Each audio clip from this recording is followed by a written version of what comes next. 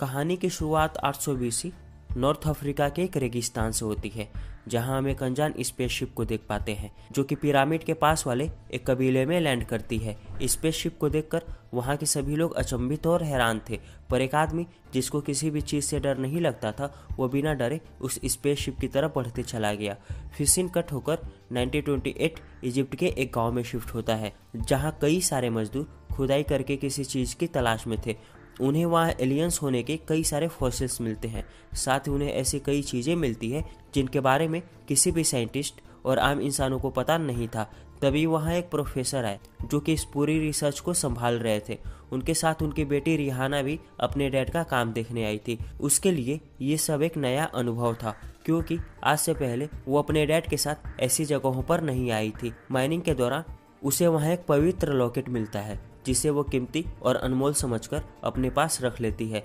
तभी मजदूरों को एक अजीब सा गोलाकार चीज दिखता है, जिसके बारे में किसी भी किताब के पन्नों और आज से पहले कभी भी बात नहीं हुई थी। यहाँ पे सीन फिर से आगे 1994 में गया, जहाँ हम डॉक्टर जॉन को देखते हैं। वो लोगों को अपनी रिसर्च के अकॉर्डिंग बहुत सारी जानकारी देते हैं। उन्होंने अपनी पूरी लाइफ इस रिसर्च और अनमोल चीज़ों को परखने में बिता दी। वो कहते हैं कि इजिप्ट में जितने भी बड़े बड़े पिरामिड हैं, वो इंसानों ने नहीं बल्कि किसी अन्य सभ्यता ने बनाए हैं। वहाँ बैठा कोई भी आदमी उनकी इस मनगढ़ंत बातों पर विश्वास नहीं करते और वहाँ से उठकर जाने लगते हैं। तो उसी भीड़ में रिहाना भी आई हुई थी। उसने डॉक्टर जॉन की सारी बातें सुनी और उनकी बातें सुनकर रिहाना को लगा कि डॉक्टर जॉन के अंदर कुछ तो खास बात है। तभी उन्होंने इतनी बड़ी पिरामिड वाली बात बोली। रिहाना बच्ची नहीं बल्कि एक बूढ़ी औरत बन चुकी थी। वो अपने डैड की रिसर्च, जिसका नाम स्टारगेट है, उसे आगे बढ़ाने के लिए डॉक्टर जॉन को अपनी टीम में शामिल करने का सोचती है, क्योंकि उसे पता था कि जॉन इतना काबिल है कि वो मेरी रिसर्च को आराम से आगे बढ़ा सकता है। इसलिए वो जॉन को कहती है कि हमें एक ऐसे इंसान की ज़रूरत है जिसे कई प्राचीन भाषाएं पढ़नी और समझनी आती है, और वह इंसान डॉक्टर जॉन से अच्छा और कोई नहीं हो सकता था। डॉक्टर जॉन भी रिहाना की बात सुनकर उसके रिसर्च में हाथ बढ़ाना चाहता था, क्योंकि अब कई सालों बाद उन्हें कोई ढंग की रिसर्च करने को मिली थी। वो रिहाना की टीम में शामिल होने के लिए मान गए थे, जिसके बाद वो एक बोर्ड में लिखी प्राचीन भाषा, जिसे कि गलत तरीके से लिखा गया था, वो उसे ठीक करके उस भाषा का एक सीक्वेंस बनाता है, जिससे कि रिहाना की टीम को सिक्योरिटी मिल गई थी कि जॉन उनके काम में मदद कर सकता है। तभी इस प्रोजेक्ट में कर्नल कीस कहते हैं कि मैं इस प्रोजेक्ट का नया हेड हूँ। इसका मतलब अब इस प्रोजेक्ट की सारी इन्फॉर्मेशन कर्नल कीस को मिलने वाली थी।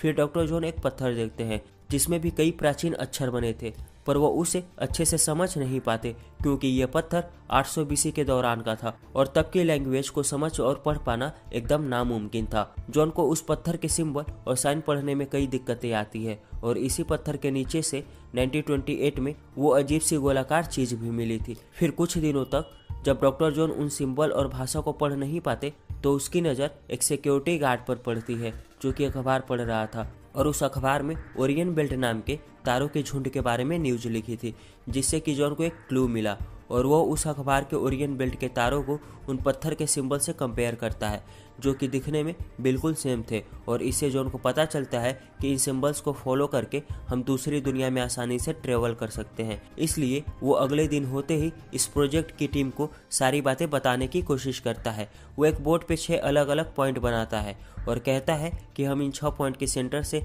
आसानी से टाइम ट्रेवल करके अपने अतीत को देख सकते हैं। पर वहाँ पे एक साइंटिस्ट कहता है कि हमें सेंटर तक पहुँचने के लिए 7वें पॉइंट की ज़रूरत है, तभी ये मुमकिन हो सकता है। तो जॉन बताता है कि हमें 7वें पॉइंट को ढूंढने की ज़रूरत नहीं है, क्योंकि 7वां पॉइंट खुद हमारी अर्थ है। वो इसको और गहराई से समझाने के लिए बोर्ड में फिर से एक पिरामिड और 2 इंसान बनाता है और कहता है कि ये 2 इंसान का कुछ मतलब नहीं है, 7वीं जगह खुद हमारी अर्थ के पिरामिड हैं। इस बात को सुनकर सारे लोग अब थोड़ा बहुत समझने लगे थे, लेकिन फिर से वो साइंटिस्ट एक टॉप सीक्रेट बात सबके सामने रिवील कर देता है।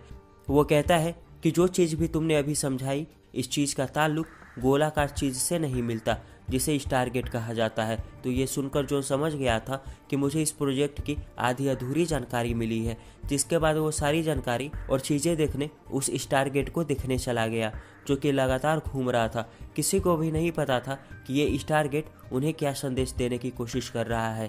और यहाँ पे जॉन उस स्टारगेट में एक सिंबल को देखता है जो कि 7वें पॉइंट की तरफ इशारा दे रही थी। तो वो तुरंत उस 7वें पॉइंट के सारे कोऑर्डिनेट्स के बाकी 6 पॉइंट्स के साथ मर्ज करता है, जिससे कि वहाँ पर हलचल होना शुरू हो गई और स्टारगेट जो कि लगातार घूम रहा था उसके अंदर एक पोर्टल खुल जाता है, जिसे देखने पर पूरी टीम काफ़ी खुश हो गई थी और वो उस पोर्टल के दूसरी ओर की जगह को देखने के लिए एक कैमरे को उस पोर्टल के अंदर भेजते हैं, जिससे कि पूरी टीम को पता चलता है कि दूसरी ओर भी पृथ्वी है और वहाँ भी उनके जैसे आम लोग रहते हैं। साथ ही उन्हें पता चलता है कि उस दूसरी पृथ्वी में भी एक स्टारगेट है, जिसके जरिए वो वापस अपनी दुनिया में आ सकते हैं। लेकिन मेन प्रॉब्लम उनकी ये थी कि दूसरी दुनिया के स्टारगेट में जो भी सिंबल और भाषा थी, जॉन और उसकी टीम को उसका कोई भी अंदाजा नहीं था, जिसके कारण अगर पूरी टीम पोर्टल के अंदर गई तो उनका वापस आना नामुमकिन था और साथ ही किसी को भी नहीं पता था कि दूसरी दुनिया की अर्थ उनके लिए सेफ है या नहीं। पर यहाँ पे जॉन सबको समझाता है कि मैं इस मुश्किल घड़ी का भी हल आराम से निकाल लूँगा और वो पूरी टीम को कन्विंस करता है कि हमें उस दूसरी दुनिया में जाना चाहिए ताकि हम वहाँ की खोज कर सके। लेकिन टीम के कई लोग उसकी बातों से एग्री नहीं करते, उन्हें उस दूसरी दुनिया में खतरा नजर आ रहा था। जिसके बाद जॉन सबको अच्छे से समझाता है कि वहां जाकर हमें कुछ नया पता चल सकता है और बहुत कहने के बाद पूरी टीम उसके बातों पर विश्वास करके उस पोर्टल में जाने का फैसला लेती है और इस मिशन में कर्नल कीज की टीम और जॉन उस स्टारगेट की दूसरी दुनिया में जाने की तैयारी करते हैं। तो वहाँ पे रिहाना आई जो कि जॉन को वही लॉकेट देती है जो उसे 1928 में इजिप्ट के पिरामिड से मिला था। वो कहती है कि क्या पता ये लॉकेट तुम्हारे काम आए और जॉन भी उस लॉकेट को अपने पास रखकर पूरी टीम के साथ पोर्टल के अंदर चला जाता है। फिर जैसे ही वो पोर्टल के दूसरी तरफ इंटर करते हैं वो एक पिरामिड के रास्ते से बाहर निकलते हैं। सब समझ गए थे कि ये पूरी दुनिया वीरान और बंजर है, क्योंकि आसपास उन्हें बस दूर दूर तक रेगिस्तान नजर आ रहा था। उन्हें कुछ भी समझ नहीं आता कि वो यहाँ से किस डायरेक्शन में जाए, क्योंकि अगर वो गलती से भी इस वीरान रेगिस्तान में भटक गए तो उनका वापस जाना मुश्किल हो सकता था। तो पूरी टीम वापस पोर्टल के रास्ते अपनी दुनिया में जाने का प्लान करती है। लेकिन यहाँ पे जॉन सबको बताता है कि इस दुनिया के स्टारगेट में जो 7 पॉइंट्स के कोऑर्डिनेट में है वो मुझे यहाँ के स्टारगेट में नज़र नहीं आए, जिसका मतलब ये साफ था कि उनकी पूरी टीम वापस अपनी दुनिया में नहीं जा सकती। उन्हें वो सारे कोऑर्डिनेट्स ढूंढने होंगे जिससे कि वो सारे लोग अपनी दुनिया में वापस जा सके। और ये सुनकर सारे लोग परेशान हो जाते हैं। गुस्से में एक आदमी जॉन का सारा सामान रेगिस्तान में फेंक देता है और जब जॉन अपना सामान लेने गया तो उसे वहाँ किसी के पैरों के निशान दिखते हैं और उन निशानों को देखकर जॉन के अंदर उम्मीद की एक किरण जागी। वो उन निशानों को फॉलो करते करते एक जगह पहुंचा जहां उसे एक जानवर दिखता है जो कि साइज में काफी बड़ा था। जॉन जब उस जानवर के करीब गया तो उसे पता चलता है कि ये जानवर पालतू है, जिसका मतलब यहाँ आसपास कोई गांव हो सकता है जहां उनको लोगों की मदद मिल सकती थी। फिर बाकी की टीम भी जॉन तक पहुंच गई थी और वो भी उस बड़े से जानवर को देखकर हैरान रहते हैं, क्योंकि ऐसे जानवर असल दुनिया में नहीं पाए जाते थे। लेकिन फिर भी वो जानवर अचानक से भागने लगा और उस जानवर की रस्सी में जॉन का पैर फंस गया था, जिससे कि वो भी उसके साथ घिसटते हुए एक अलग ही लोकेशन पर पहुंच जाता है जहां रेगिस्तान से दूर लोग रहा करते थे। और जब कर्नल कीज की टीम वहां के लोगों को देखते हैं तो वो सब अचंभित रह जाते हैं, क्योंकि इस दुनिया के लोग पुराने और असभ्य पीढ़ी के थे। वो लोग पुरानी तकनीक से अपना जीवन जिया करते थे, जिससे कि जॉन और कर्नल कीज को पता चलता है कि हम लोग समय में पीछे आ चुके हैं। फिर जब जॉन और उसकी टीम उस दुनिया के लोगों के सामने गए तो वहाँ के लोग जॉन के गले में वो प्राचीन लॉकेट देखकर उसका अपना देवता मानने लगे। और ये लॉकेट जॉन को रिहाना ने इस दुनिया में आने से पहले दिया था। वहाँ के सारे लोग जॉन की टीम के सामने अपने घुटने टेक उन्हें सम्मान देते हैं, जिससे कि जॉन के लोगों को कुछ समझ नहीं आता कि ये सारे लोग उनके सामने सरेंडर क्यों कर रहे हैं। फिर उस गांव का मुखिया जॉन और उसकी टीम को अपने इलाके में ले गए, जहां वो एक पत्थर दिखाते हैं जिसमें वही सिंबल और चित्र बने थे जो कि जॉन के लॉकेट में थे, जिससे कि वहां के सारे लोग जॉन को अपना देवता समझ रहे थे। फिर उन सब लोगों की काफ़ी खातिरदारी होती है, जहां उन्हें खाने से लेकर पीने तक की सारी सुविधा दी गई थी। जॉन के लोग भी इससे काफ़ी खुश हुए और रात को गांव के रिवाज के अनुसार जॉन को नए कपड़े और अच्छी तरह से तैयार करके एक कमरे में भेजा गया, जहां थोड़ी ही देर बाद गांव की सबसे सुंदर लड़की उस रूम में आई जिसका नाम शियाओ था। वो आते ही अपने कपड़े उतारने लगी, लेकिन जॉन उसे वहीं पर रोक देता है क्योंकि वो कुछ ऐसे वैसे हरकत नहीं करना चाहता था। और ये सब गांव वाले जॉन को खुश करने के लिए कर रहे थे, लेकिन जॉन को ये सब पसंद नहीं था। वो जमीन में एक पिरामिड की ड्राइंग बनाकर शियाओ की इस जगह के स्टारगेट के कोऑर्डिनेट्स पूछने की कोशिश करता है, पर शियाओ को जॉन की एक भी बात समझ नहीं आती। उसे स्टारगेट और उन 6 पॉइंट्स के बारे में कुछ भी पता नहीं था, लेकिन फिर भी वो एक पिरामिड और उसके ऊपर एक सन बनाती है, जिससे कि जॉन समझ गया था कि इस जगह में हमें वो कोऑर्डिनेट्स मिल सकते हैं जिससे कि वो लोग अपनी दुनिया में वापस जा सके। फिर शियाओ जॉन को एक जगह ले जाती है जहाँ जॉन को कुछ मिल सकता था। वो दीवारों में कई सारे सिंबल और चित्र देखता है, जिससे कि उसे इन पिरामिड्स की एक सच्चाई पता चलती है कि हजारों साल पहले उरू नाम का एक एलियन अपनी आखिरी स्टेज में था। वो अपने जीवन के अंतिम दिन की गिनती कर रहा था, पर वो खुद को बचाने के लिए अलग अलग प्लेनेट पे गया ताकि वो खुद को दोबारा से जीवित कर सके। लेकिन किसी भी प्लेनेट पर उसे वो पावर्स नहीं मिल पाती जो कि उसे वापस से जिंदा करने के लिए चाहिए थी।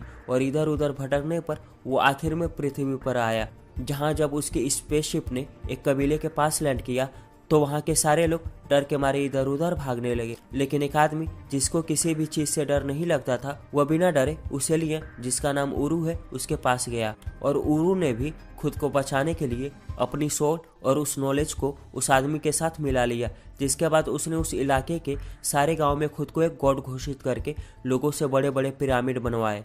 साथ ही उसने स्टार गेट के पोर्टल का यूज करके पृथ्वी के अलग अलग कोनों से लोगों को इकट्ठा करना शुरू कर दिया ताकि वो उनसे एक पदार्थ की माइनिंग करवा सके, जिससे कि वो अपनी नॉलेज और पावर्स को और भी ज़्यादा बढ़ा पाए, ताकि आगे चलकर कोई भी उसे मुकाबला करने की कोशिश करे तो वो चुटकियों में ही अपने दुश्मनों का खेल खत्म कर दे।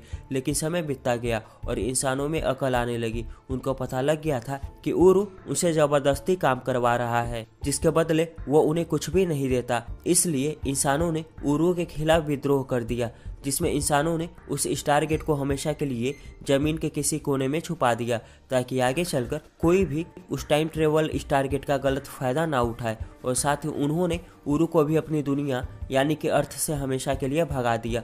पर उरू वहां से डर के भागा नहीं था, वो किसी जगह छुपकर अपनी ताकत को और भी ज्यादा बढ़ा रहा था ताकि जब वो वापस पृथ्वी पर आए तो वो बस इंसानों का सर्वनाश कर सके।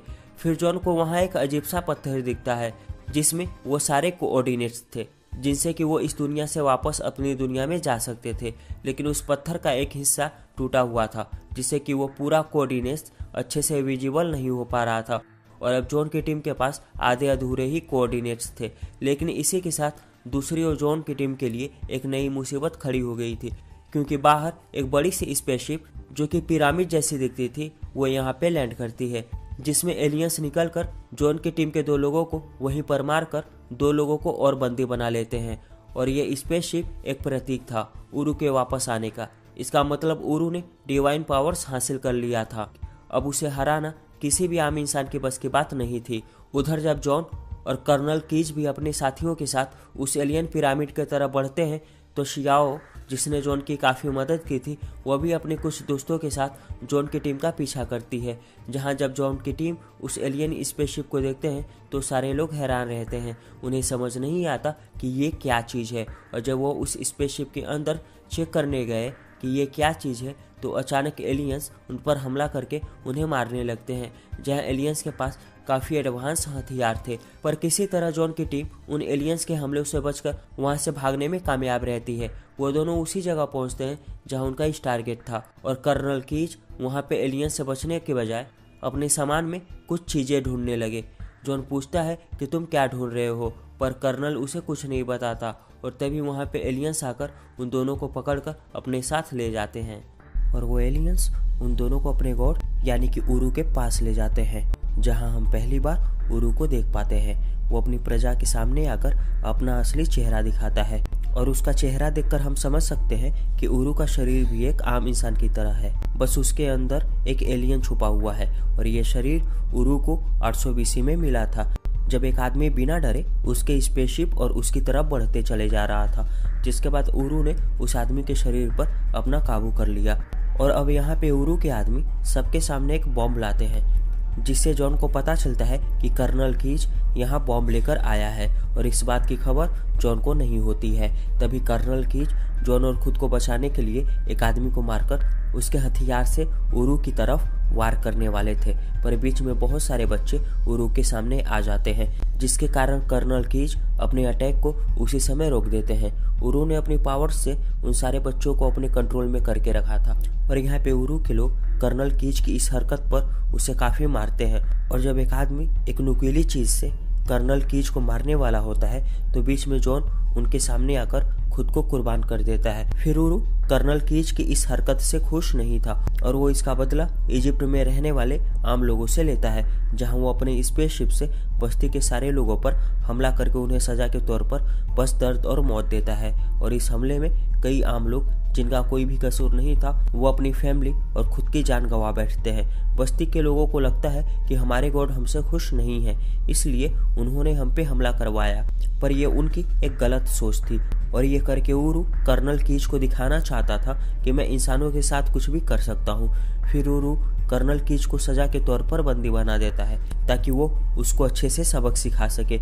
उधर हम जॉन को देखते हैं, वो एक चैम्बर में से उठता है, जिससे हमें पता चलता है कि इस चैम्बर में जाने से कोई भी मृत इंसानी शरीर दोबारा से जीवित हो सकता है। और यहाँ पे जॉन को भी जिंदा करवाया गया है। उरू उसके पास आकर कहता है कि कर्नल कीज यहाँ बॉम्ब लेकर आया था ताकि वो हमारे इस यूनिवर्स को खत्म कर दे, और अब मैं उस बॉम्ब को अपनी दुनिया के पदार्थ से और भी ज्यादा पावरफुल बनाकर उस स्टार गेट से तुम्हारी दुनिया में भेजूंगा ताकि उस बॉम्ब से तुम्हारी दुनिया पूरी तरह खत्म हो जाए।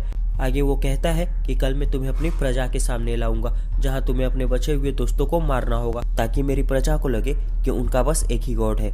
अगर तुम अपने साथियों को मारोगे तो प्रजा के लोगों को लगेगा कि उनके देवता हमारे पक्ष में सही डिसीजन लेते हैं। और अगले दिन होते ही गांव की पूरी बस्ती भरे ग्राउंड में जॉन को देखने आए थे। जॉन को वहां उरू की बात मानकर अपने ही साथियों को सबके सामने मारना था। और जब एक आदमी जॉन को हथियार पकड़ाता है तो भीड़ से एक आदमी जॉन की तरफ सूरज की रोशनी से इशारा करता है, जिससे हमें पता चलता है कि भीड़ में कुछ ऐसे लोग हैं जो जॉन की मदद करना चाहते हैं। दरअसल शियाओं ने गांव के सारे लोगों को बता दिया था कि उरू कोई ईश्वर नहीं बल्कि एक एलियन है जो कि कई सालों से हम जैसे ना समझ लोगों से गुलामी करवा रहा है। और ये सब जानकर वहां खड़े कुछ लोग जिनके पास हथियार थे वो जॉन की मदद करने के लिए अपनी जान भी कुर्बान करने को तैयार थे, क्योंकि इतने साल गुलामी में जीकर उन्होंने पहले ही अपनी जान गंवा दी थी। वो सारे लोग हवा में फायरिंग करके लोगों के बीच भगदड़ मचाना शुरू कर देते हैं, जिससे कि जॉन भी अपने साथियों को मारने के बजाय उरू के लोगों पर हमला करता है।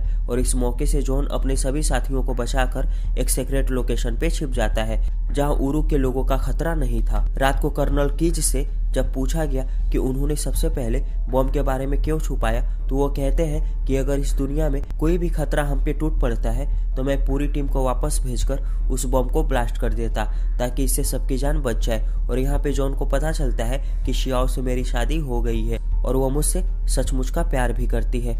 जॉन भी उसे तहे दिल से चाहता था, पर इस मुश्किल घड़ी में उसे पहले अपनी टीम की जान बचानी थी। फिर शियाओ का भाई जॉन की मदद करने के लिए दीवार में एक पिरामिड और 3 सूरज का चित्र बनाता है और ये प्रतीक 7वें पॉइंट का था, जिससे कि जॉन को अपनी दुनिया में जाने का सही कोऑर्डिनेट्स पता चल जाता है। उधर हम उरू के एक एलियन को देखते हैं। वो गांव की बस्ती से पदार्थ लेकर वापस स्पेसशिप में जा रहा था, पर बीच में कर्नल कीज और उनके साथी उस एलियन पर हमला करके उसे मार देते हैं, जिससे कि पूरा गांव डर के मारे अपने घुटने टेककर जॉन के लोगों के सामने खुद को समर्पित करने लगे। जॉन उस एलियन में लगे एक बटन को दबाता है और उस एलियन का पूरा शरीर एक आम इंसानी शरीर में बदल जाता है। और ये देखकर पूरा गांव समझ गया कि इतने सालों से वो लोग बस नाकाम में छुपे एलियंस की गुलामी कर रहे थे। फिर जॉन कुछ लोगों के साथ पिरामिड के अंदर गया जहां उनके ऊपर उरू के लोगों का हमला होता है, पर किसी तरह वो एक साथ मिलकर सारे लोगों को मारकर उस जगह पहुंच जाते हैं जहां वो बम रखा हुआ था। कर्नल कीज सबको कहते हैं कि मैं इस बम को एक्टिव करके उरू का खात्मा करता हूं और तुम सब लोग वापस स्टार गेट के रास्ते सही कोऑर्डिनेट्स के जरिए असल दुनिया में वापस जाओ। पर तभी उनकी बातचीत चल ही रही होती है, उतने में एक आदमी उन पर हमला करके शियाओ को मार देता है। ये देखकर जॉन बिल्कुल भी खुश नहीं होता और उसी समय उस जगह एक रोशनी निकलती है जिसमें उरू का एक आदमी उस जगह सबको खत्म करने आ रहा था। और इस रोशनी के जरिए उरू के लोग किसी भी जगह आसानी से ट्रेवल कर सकते थे। तो जॉन भी उस रोशनी से शियाओ को अपने साथ दूसरी जगह टेलीपोर्ट करवाता है और जो आदमी उन लोगों को मारने आ रहा था वो कर्नल कीज से लड़ने के लिए भिड़ जाता है। जॉन शियाओ को लेकर उसी जगह आया जहाँ वो चैम्बर में रखा गया था, जिसकी मदद से किसी को भी जीवित किया जा सकता था। वो उस चैम्बर में शियाओ को रखकर उसे दोबारा से जिंदा कर देता है। लेकिन मुसीबत अब शुरू होने वाली थी। उरू ने जॉन को देख लिया था और वो उसके पास आकर उसके सर पे अपना हाथ रखता है, जिससे कि जॉन को कुछ अजीब फील होता है और उसके शरीर में बहुत ही ज्यादा दर्द शुरू होता है। तो उधर कर्नल कीज एक आदमी से लड़ते लड़ते उसे टेलीपोर्टेशन के रोशनी की तरफ ले जाता है, जहां उस रोशनी की बड़ी सी मशीन उस आदमी के ऊपर गिरती है, जिसमें वो मारा जाता है। और उसी के साथ जॉन और शियाओ भी उस रोशनी के जरिए वापस टेलीपोर्ट हो गए थे, जिससे कि वापस से जॉन की जान बच जाती है। पिरामिड के बाहर गांव के सारे लोगों ने उरू के खिलाफ विद्रोह शुरू कर दिया था। वो सभी लोग उरू को मारने के लिए बढ़ते हैं और इतने लोगों की तादाद देखकर उरू भी डर गया था। वो बचने के लिए अपने स्पेसशिप से वहां से भागने लगा, लेकिन दूसरी ओर कर्नल कीज के हाथों में वो बम था जो बस कुछ मिनट्स में ही फटने वाला था। और इसी समय कर्नल कीज देखते हैं कि उनके सामने वो टेलीपोर्ट वाली मशीन पड़ी है और उनके दिमाग में एक आइडिया आया। वो उस बम को टेलीपोर्ट वाली मशीन के नीचे रखकर एक टेलीपोर्टेशन का पोर्टल खोल देते हैं और वो पोर्टल सीधा उरू के स्पेसशिप में खुलता है, जहां उरू भी देखता है कि कोई चीज उसके स्पेसशिप में टेलीपोर्ट हो रही है। और जब वो बम स्पेसशिप के अंदर आया तो उरू के होश उड़ जाते हैं, क्योंकि उस बम को फटने के लिए बस 3 सेकेंड ही बचे थे। और उसी समय एक जोरदार ब्लास्ट होता है, जिसमें पूरी स्पेसशिप और उरू जलकर खाक आसमान में हमेशा के लिए खत्म हो जाते हैं। और यहाँ पे उस ग्रह के लोग जो आज कई सालों से उरू की गुलामी में अपना जीवन जी रहे थे, आज उनको भी मुक्ति मिल गई थी। फिर हम देखते हैं कि पूरी टीम सही कोऑर्डिनेट्स डालकर स्टारगेट के पोर्टल को खोल देते हैं, पर जॉन वापस अपनी दुनिया में नहीं जाता। वो शियाओ से प्यार करता था और उसके लिए वो इसी दुनिया में उसके साथ रहने का फैसला करता है। और यहीं पे यह मूवी खत्म होती है। तो दोस्तों, अगर आपको हमारी ये कहानी पसंद आई हो तो हमारे इस चैनल को लाइक और सब्सक्राइब जरूर करें, क्योंकि हमें आपकी सपोर्ट की बहुत ज़्यादा ज़रूरत है। तो मिलते हैं हम आपसे अपनी नेक्स्ट वीडियो में। तब तक के लिए टाटा और बाय बाय।